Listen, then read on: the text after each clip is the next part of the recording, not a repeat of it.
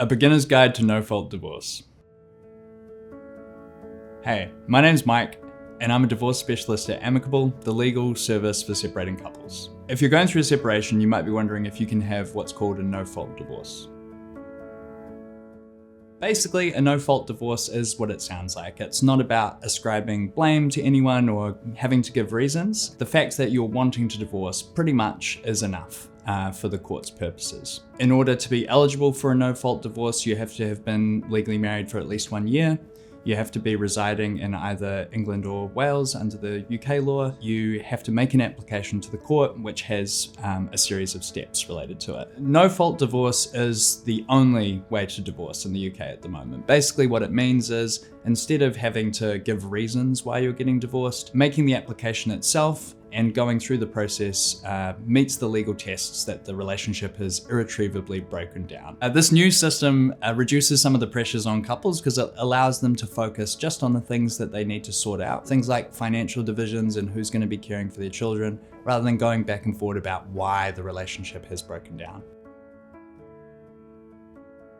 What you would be doing is making an application, either jointly or making a sole application. Once all of that information is provided to the courts, including a copy of your marriage certificate, that goes to the court and they will process it. Following the 20-week reflection period, you can apply for what's called a conditional order now, which really is just a fancy certificate that says, yes, those 20 weeks have been completed, and now these people will be eligible to apply for divorce in 6 more weeks and 1 day.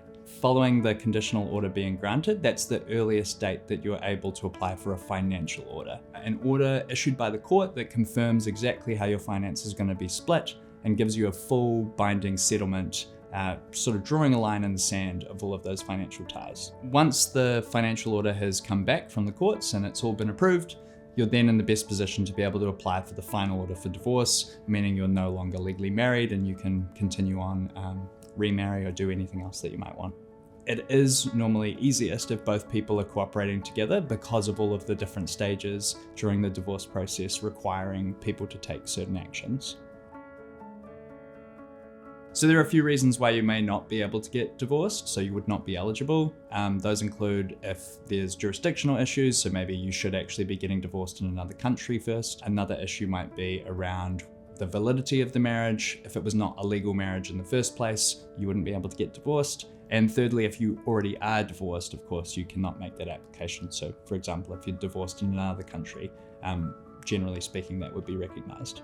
Some tips around applying for a no-fault divorce. First of all, to seek some help. You are able to apply for a no-fault divorce yourself online. However, like we said, when you're getting to that stage of needing to apply for a financial order, that's not really something that you can do by yourselves. And you're going to want a little bit of help, especially considering that it's sort of permanent and it's going to divide up all of your finances for good. A second thing might be to get all of your paperwork together. You're going to need to have a copy of your marriage certificate. You're going to need to know addresses, names, dates of birth, all of that information, particularly if you've been separated for a while and maybe you're not in contact with the other person, can be a bit difficult to have to hand. A third thing that might be a good idea is, as we're speaking about, the divorce process takes a long time. It's important to know that it's not something that you can turn around instantly. So if you are wanting to get the ball rolling, it could be useful to get in communication with your partner, let them know that it's something that you're considering doing, and often through that waiting period, it allows people to go on that emotional journey in respect of the divorce.